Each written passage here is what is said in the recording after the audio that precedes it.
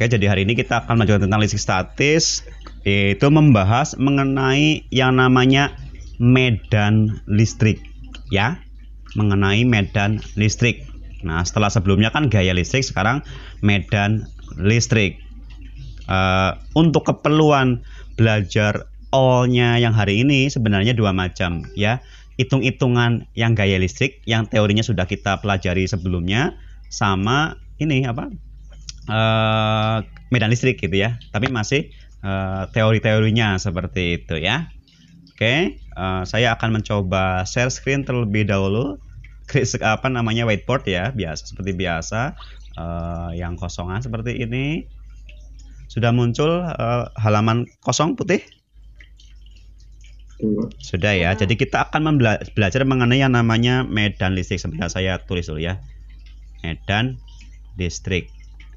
Ya, medan listrik. Nah, untuk gaya listrik sudah saya buatkan videonya, tinggal saya share di LMS nanti ya. Oke, medan listrik. Apa sih medan? Kalau menurut kalian medan itu apa medan? Bahasa kita sehari-hari. Medan pertempuran, medan itu apa sih ya? Ada yang bisa ngasih? Area ya. Jadi medan itu area. Jadi gini, cara mudahnya berpikirnya ya. Ada benda, misalkan ini benda gitu ya, apa sih ya, misalkan benda apa yang memiliki bau yang menyengat, durian gitu ya, misalnya ini benda nih, durian katakanlah ya. Perhatikan, bisa dibayangkan durian? Bisa ya? Halo. Nah, ini durian nih, dia punya apa namanya, punya aroma kan seperti itu. Tentunya orang-orang di sekitarnya bisa mencium bau durian tersebut, yang jaraknya 5 meter, yang jaraknya 15 meter, yang jaraknya mungkin 30 meter ya, dan seterusnya. Oke. Tapi gini, mungkin yang 5 meter itu kenceng banget baunya ya, maksudnya bau banget itu ya, seperti itu ya. Tetapi kalau yang 15 meter agak samar kan baunya kan? Agak samar antara bau sama nggak bau ya. 30 cm kadang bau ya, kadang enggak ya, seperti itu ya. Sorry meter ya, 30 meter ini kadang bau kadang enggak. Tapi kalau udah lewat dari itu, kita nggak bisa mencium baunya kan?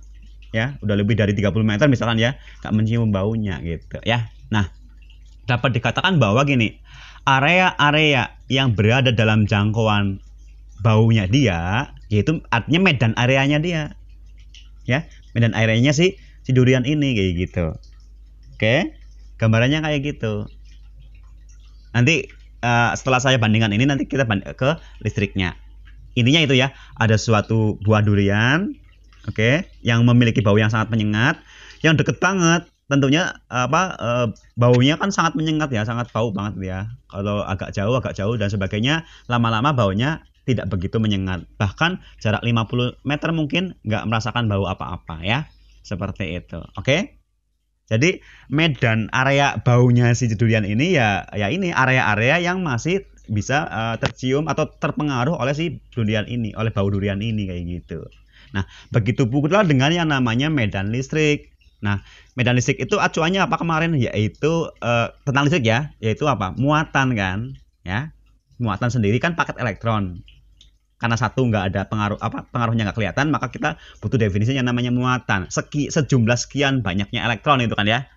Contohnya 1 kulom kan ada berapa kemarin? 6,25 miliar elektron gitu ya, seperti itu ya, muatan. Nah, sekarang kita fokusnya ke gini.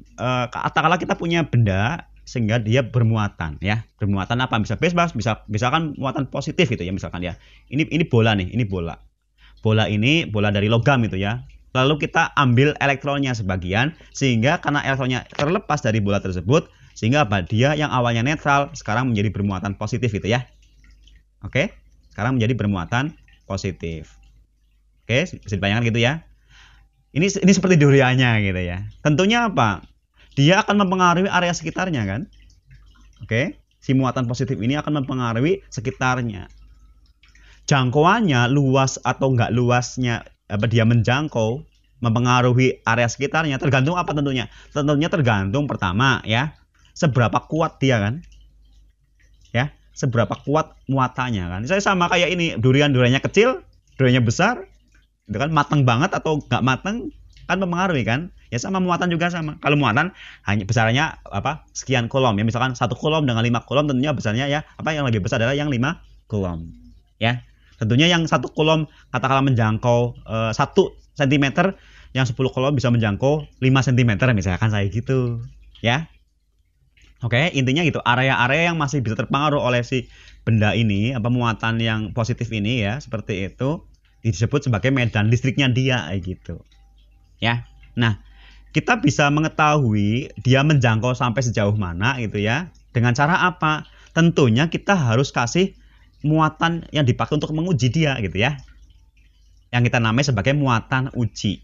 Ya, inilah. Ini muatan ujinya nih. Pada jarak sekian sentimeter, jarak sekian meter gitu. Ya. Coba deh pada jarak misalkan nih ya 5 mm. Gimana pengaruhnya pengaruhnya muatan ini terhadap muatan uji ini? Kalau 10 mm, kalau 15 mm dan seterusnya ya. Kita harus menaruh muatan yang namanya muatan uji. Gunanya apa? Gunanya untuk mengetahui seberapa kuat efek medan yang ditimbulkan oleh sebuah benda bermuatan ini, ya. Oke, kalau kita simbolkan biar berbeda ya. Misalkan muatan sumbernya itu sebagai Ki besar. Muatan ujinya sebagai Ki kecil kayak gitu. Ini untuk membandingkan saja ya. Seberapa kuat area efeknya di sini, dan seterusnya, kita harus pakai yang namanya muatan uji. Untuk membedakan mana muatan sumber, mana muatan uji, kita pakai huruf besar sama huruf kecil. Ini fungsinya buat memudah kita agar mudah kita cerna saja ya, seperti itu. Oke, nah tentunya apa? Tentunya jarak juga mempengaruhi kan? Oke, kuat lemahnya medan yang pertama tadi Pak tergantung besar muatannya kan, muatan sumbernya ya. Jadi kuat lemah efek gitu ya mungkin ya, efek medan. Karena ini listrik bakal dan listrik kan ya. Dan pertama tadi apa? Yaitu besarnya muatan ya, sumber. Atau dalam hal ini Ki besar ya. Ini gede nggak, kecil nggak gitu ya. Yang kedua apa? Tentunya jarak kan. Jarak. Ya, kita tahu bahwa semakin jauh dari sumber bau, kita akan kurang begitu mencium baunya gitu ya.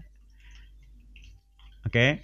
Teman kalian yang duduknya di pojokan kentut misalkan ya seperti itu. Mungkin di sekitarnya kan bau banget, tapi yang di ujung yang lainnya kan nggak bau kan gitu. Bisa dibayangkan kayak gitu ya. Ini namanya efek medan ya. Medan kentutnya karena teman kalian gitu ya, seperti itu. Oke ya, lanjut ya. Jadi selain besarnya muatan sumber yaitu Ki besar, yang kedua itu jaraknya gitu ya. Tentunya pas semakin jauh semakin mengecil kayak gitu ya. Oke. Nah, ternyata mengecilnya itu kuadratis kayak gaya kemarin. Efek medannya itu berkurang kuadratis kayak gitu ya. Oke, ya itu nanti masalah nanti di rumusannya ya. Oke, perlu saya jelaskan dalam mungkin yang lebih runut lagi ya gini. Jadi dalam ruang di sekitar benda bermuatan listrik ya. Oke. Kita bisa menjumpai beberapa gejala ya. Misalkan ini kan sumbernya positif, dia positif juga muatan ujinya, maka dia akan ke arah sana akan tertolak ya gayanya ya enggak. Sebaliknya kalau dia itu negatif, dia akan ke arah sana kan gitu. Semakin dekat dengan sumbernya, dia akan semakin kencang efeknya ya, seperti itu ya. Semakin jauh efeknya lemah kan gitu ya. Oke, jadi tak ulang lagi, dalam ruang di sekitar benda bermuatan listrik ya, kita dapat menjumpai beberapa gejala. Sebagai contoh, benda bermuatan lain misalkan dalam hal ini yang kecil ya, dapat bisa bergerak menjauhi maupun mendekati si sumber yang Ki besar ini tentunya ya, seperti itu. Nah, gejala ini disebabkan kenapa? Yaitu karena gaya pada benda yang bermuatan ya. Oke. Yang diletakkan di antara ruangan-ruangan ini ya gitu. Ya. Jadi Jadi ada hubungan antara gaya dengan medan ya. Pertama, karena kalau positif tentunya dia akan saling tolak gitu ya. Positif negatif akan saling tarik kayak gitu. Kuat lemah tolakannya nanti ada hubungan dengan seberapa besar kekuatan medan di situ kayak gitu. Oke, itu yang pertama ya, tentang hubungan antara medan listrik dengan gaya listrik seperti itu. Nah, ya itu namanya medan listrik ya. Itu ruangan di sekitar suatu benda yang bermuatan listrik gitu ya, di mana benda bermuatan listrik lainnya itu dalam ruangan ini akan mengalami yang namanya efek gaya listrik. Kalau ini positif juga negatif aja, ini contohnya positif ya. Misalkan ini ada muatan uji negatif nih di sini ya, negatif ya gitu ya. Tapi dia nggak ketarik oleh ini ya, nggak ada hubungan tarik menarik dengan antara yang muatan sumber dengan muatan uji. Artinya dapat dipastikan apa? Di situ medannya tuh nggak ada atau kecil atau lemah. Ya, walaupun dia positif, walaupun dia negatif, walaupun ini berbeda muatannya, harusnya kan saling tarik kan? Tetapi kok ternyata enggak, artinya kekuatan medan di sana tuh lemah atau memang sudah nggak ada gitu. Ya, seperti itu. Ya kayak kita mainan magnet aja deh. Kalau magnet nanti ada yang namanya gaya magnet, ada yang namanya medan magnet. Utara kan saling tolak, tapi kalau jauh ya nggak, ya sama-sama diem aja kan? Ya. Kalau kita deketin dia lama-lama, dia akan tertolak kan? Artinya apa? Ketika awalnya kita dekatkan, kok dia diem aja, medannya kecil. Ketika kita dekatkan, kok dia mulai bergerak, berarti sudah ada medannya di situ ya, atau sudah ada efek medan di situ, daerah situ, dengan jarak tertentunya tersebut. Ya, oke, itu ya. Jadi tak ulangi lagi nih, medan listrik itu ruang di sekitar suatu benda bermuatan listrik, di mana benda bermuatan listrik lainnya dalam ruang ini akan mengalami yang namanya gaya listrik. Ya, oke. Nah, tadi sudah dijelaskan juga ya. Jadi benda yang bermuatan yang menghasilkan medan listrik kita namai sebagai muatan sumber kayak gitu. Nah, muatan lain yang kita taruh di dalam pengaruh medan listrik muatan sumber kita namakan sebagai muatan uji.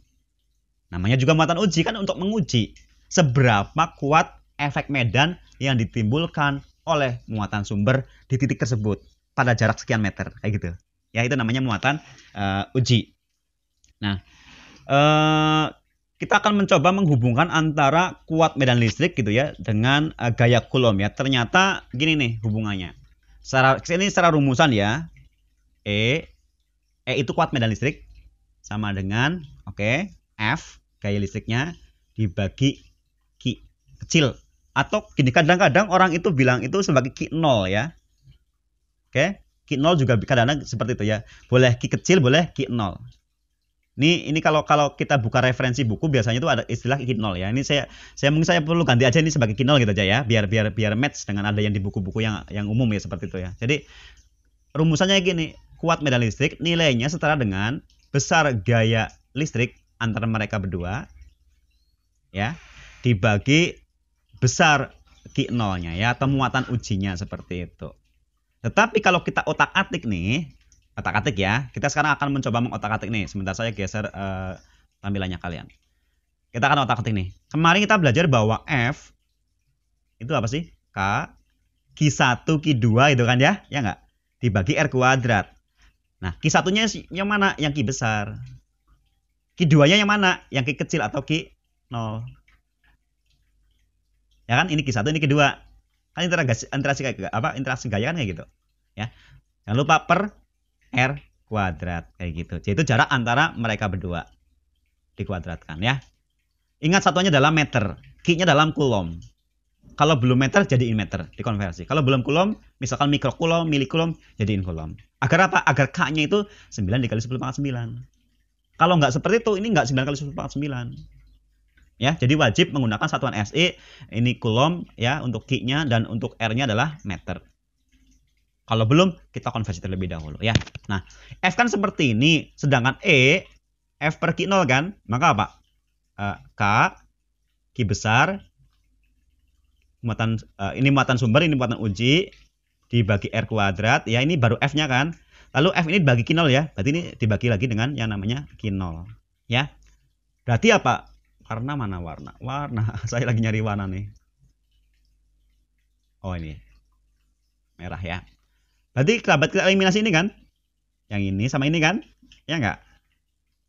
Ya. Saya ganti lagi warna hitam.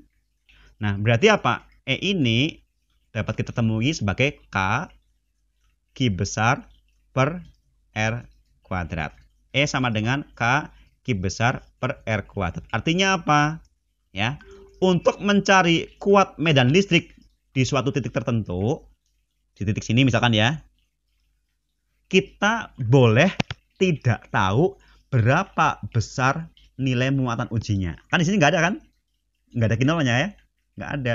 Nggak apa-apa, kita nggak tahu Q0-nya berapa gedenya, nggak apa-apa. Yang penting Q besarnya tahu. Ini nggak boleh nggak tahu ya. Ini berapa kulom nih? Ki kecilnya berapa kulom nggak tahu nggak apa-apa. Ya, bahkan mungkin tidak bermuatan pun nggak masalah. Tetapi dia masih terpengaruh. Ingat ya, dia nggak memiliki jenis positif atau negatif pun nggak masalah. Tapi dia masih dalam efek medannya dia, dalam jangkauan medannya gitu ya. Yang mana kalau dia tiba-tiba menjadi bermuatan positif maupun negatif, tentu dia akan tertolak atau tertarik. Ya, seperti itu. Misalkan tubuh kita netral, kita punya benda netral taruh di sini. Ya. Ini udah dalam jangkauan medannya si dia, si Ki besar. Tetapi karena dia netral, dia nggak ketarik, dia tidak juga tertolak. Ya, pertama. Kedua, seandainya yang kita taruh adalah benda bermuatan di sini ya, berarti apa? Kalau sama jenis muatannya dengan muatan sumber, dia akan tertolak. Kalau berbeda jenis muatannya, misalnya ini posisinya negatif dia akan tertarik kayak gitu. Ya. Tapi yang pasti di sini awalnya memang dari sini ya, awalnya ya. Dengan kita substitusikan nilainya jadi seperti ini, akhirnya akan seperti ini ya. Akan E sama dengan K Ki besar per R kuadrat. Berarti nilai K yang 9 dikali 10 pangkat 9 tuh. Lalu Ki besarnya, besar muatan sumbernya berapa kulom dibagi jarak mereka kuadrat. Ya, seperti itu. Oke? Bisa dipahami? Ada gambarannya sekarang ya. Nah, tentunya mungkin saya pindah halaman dulu ya. Saya pakai halaman baru. Sebentar. Tak klik halaman baru. Oke, sebentar dulu ya. Tadi karena ruangannya nggak cukup. Jadi kan tadi E sama dengan K besar muatan sumber dibagi R kuadrat ya. Saya gambarkan dulu tambahannya lagi. Ini Ki besar, ini Ki kecil ya, atau Ki 0 boleh lah ya, seperti itu ya. Jadi ini R-nya nih. R-nya berapa? Ya. Ini harus tahu berapa kulom ya. Ini nggak tahu nggak apa-apa gitu ya, seperti itu. Dilihat dari rumusan ini. Ya. Yang pasti K kemarin kita belajar nilainya berapa? 1/4 pi epsilon 0 ya. Ini saya ingatkan lagi. Berarti dapat kita modifikasi rumus itu sebagai E sama dengan ya Q dibagi 4 pi epsilon 0. Ya, saya perlu menuliskan ini karena kadang-kadang kurang R kuadratnya ya, kurang R kuadrat. Kadang-kadang harus cari semuanya dulu gitu ya. Oke. Nah, itu yang pertama mengenai E ya, muatan uji. Nah, tadi di awal kan E sama dengan F dibagi Q0 ya. F satuannya Newton kan? Gaya ya. Sedangkan Q0 satuannya apa? Q Coulomb. Ya. Berarti E ya memiliki satuan Newton per Coulomb. Oke, satuan dari E atau kuat medan listrik yaitu Newton per Coulomb. Sampai di sini terlebih dahulu. Barangkali ada yang mau ditanyakan, silakan. Ayo, silakan kalau ada yang mau ditanyakan. Kita sampai jam berapa? 8:30 ya? Iya ya, tadi 8 kurang 15 ya, seperti itu. Oke, good. Nah, itu yang pertama. Barangkali ada yang mau ditanyakan ya, silakan ditanyakan sebelum saya masuk ke bagian yang lainnya. Ya sebenarnya ya banyak sekali untuk ngomongin tentang gaya listrik, medan listrik banyak sekali, cuma ya karena gini waktunya juga terbatas ya, baik di CloudX maupun di LMS. Mungkin LMS sebenarnya banyak waktunya, tetapi lagi-lagi kan ya kalau belajar mandiri mungkin ya harus nggak bisa langsung banyak ya, beda dengan pembelajaran yang terbimbing langsung kan gitu kan ya, seperti itu. Makanya ya sebenarnya kita kurang waktu, makanya dari pemerintah pun membolehkan kita melakukan modifikasi mungkin istilahnya ya, modifikasi kurikulumnya ya, dengan sedikit mengurangi bebannya kan, seperti itu. Oke, nah yang ingin saya tanyakan, ingin disampaikan lagi. Nah, mengenai medan itu gini nih, ke depan nggak bisa saya sampaikan sekarang mungkin ya. Jadi ada yang namanya sebentar. Ada yang namanya berbagai jenis benda ya, atau gini, nilai E ini tergantung muatan sumbernya jenisnya seperti apa saja ya. Ada kurang lebih gini, ada beberapa macam. Yang pertama, kalau ini berupa logam berongga ya. Yang kedua, kalau ini berupa sumbernya ya logam tapi pejal. Pejal itu rapat. Bayangkan ini bola plastik, ini bola tolak peluru. Ya. Bola plastiknya tapi ini logam ya, bukan bola plastik, itu bola logam tapi kayak bola plastik gitu loh. Di dalamnya tuh ada ruangannya. Ada empty space-nya ya. Nah, seperti itu. Kalau bola tolak peluru kan pejal kan, rapat semua kan, seperti itu. Pertama akan dipisahkan dua macam ya.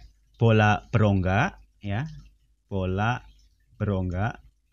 Berongga nulisnya susah.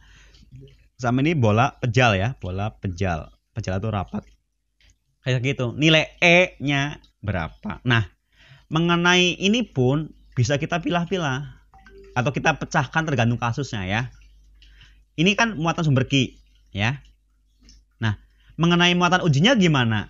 Muatan uji di kondisi yang atas nih yang bola berongga bisa di 3 titik yang berbeda-beda. Pertama gini, Ki-nya berada di dalam rongga. Mungkin saya pakai warna yang lain yang agak kontras. Ini ya. Ki-nya di dalam rongga nih. Jadi pakainya merah ya, nggak apa-apa lah. Jadi Ki-nya, Ki kecilnya atau Ki nolnya gitu ya, kurang dari Ki besar. Kok gini sih? R-nya ya. R-nya saya sebentar. Yang tepat aja ya. Sebentar saya iris dulu. Oke. Jadi mengenai R ya, ini kan bola tentu punya radius kan? Ya. Jadi kalau R kecilnya kurang dari radiusnya, saya bilang R besar itu radius gitu ya. Radius bola gitu aja ya. Jadi R kecil itu jarak antara si bola ini, si pusat bolanya dengan si muatan sumber ya. Muatan uji. R kecilnya kurang dari R besar, segini R besar nih. Atau R kecilnya sama dengan ya, R kecilnya sama dengan R besar. Kalau divisi di luar sini nih, di luar bola berarti kan ya. Kalau R kecilnya lebih dari R besar. Apa itu R kecil? R kecil adalah jarak antara sebentar tak ganti warna. Jarak antara muatan sumber dengan muatan uji. Muatan sumbernya segini ya, di sini nih, segini. Luasnya full gede ya, gede seperti ini. Nah, tapi muatan ujinya di dalam gitu ya. Berarti kan apa? R-nya kecil dari R besar ya. Karena di dalam R besar sih di dalam jangkauan ini nih. Yang kedua, muatan ujinya tepat di permukaannya ya. Muatannya ujinya tepat di permukaan si bola berongga yang bermuatan tersebut. Jadi nempel. Berapa nilai E-nya?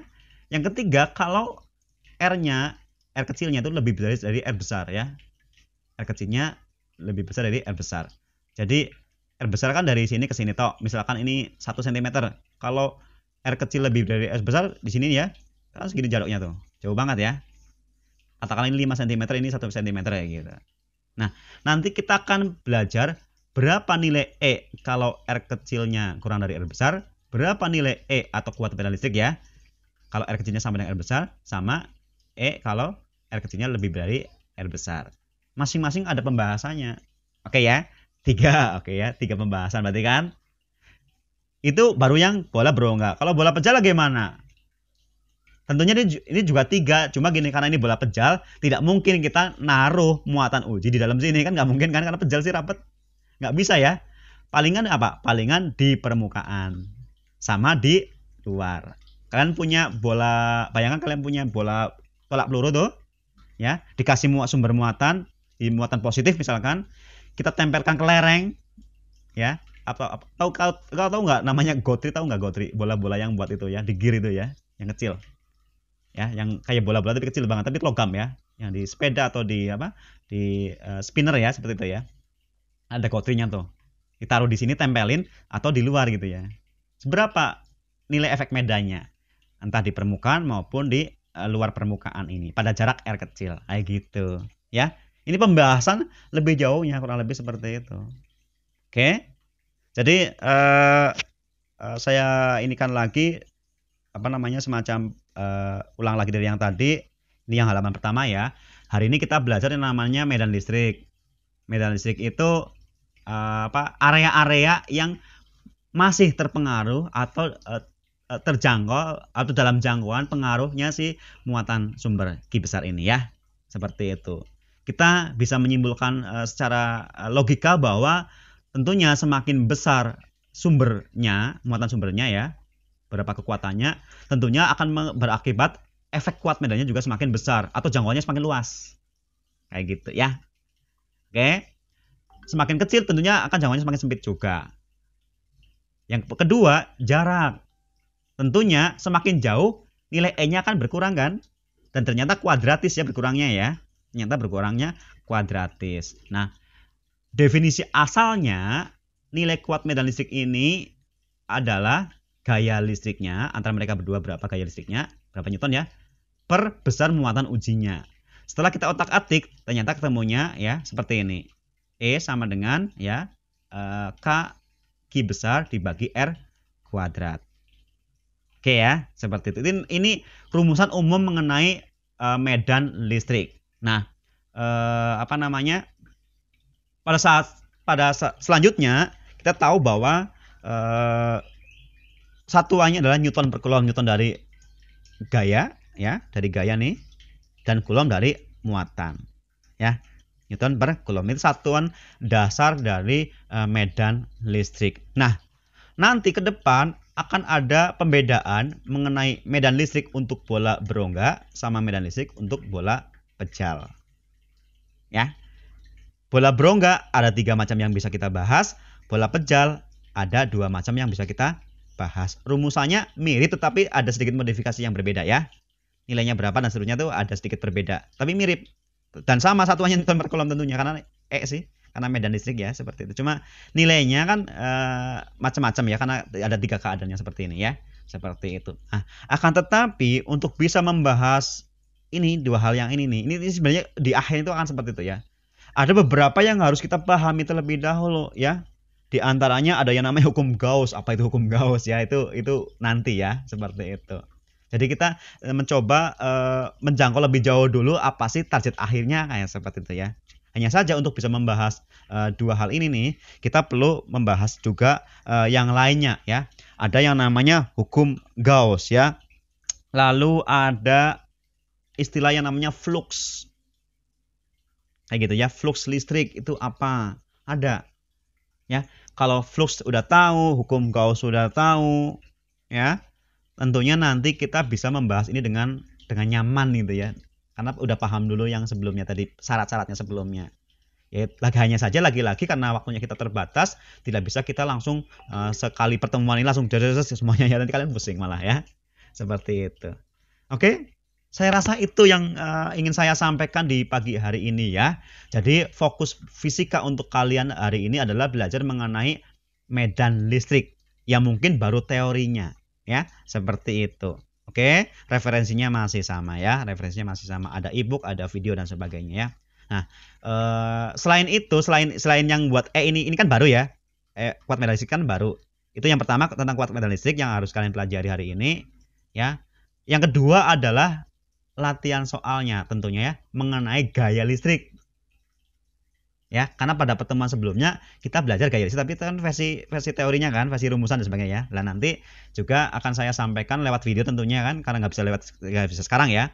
Saya udah buatkan videonya soal ya, ada soal dan pembahasan mengenai gaya listrik. Itu pun baru mungkin 1 atau 2 lah ya, karena kan banyak sekali ya. Tergantung keadaan ya. Cuma yang bisa saya buatkan baru cuma 1 ya. Seperti itu. Kurang lebih itu yang bisa saya sampaikan di pagi hari ini ya. Semoga bermanfaat buat kalian semua. Silakan barangkali ada yang mau ditanyakan sebelum kita akhiri. Silakan, barangkali ada. Cukup? Cukup ya. Oke, kalau cukup jangan lupa daftar hadirnya diisi ya di LMS ya, terutama yang jam LMS ya, karena saya nggak nge-handle kalian di LMS. Saya akhiri. Wassalamualaikum warahmatullahi wabarakatuh. Oke, ini saya live meeting ya.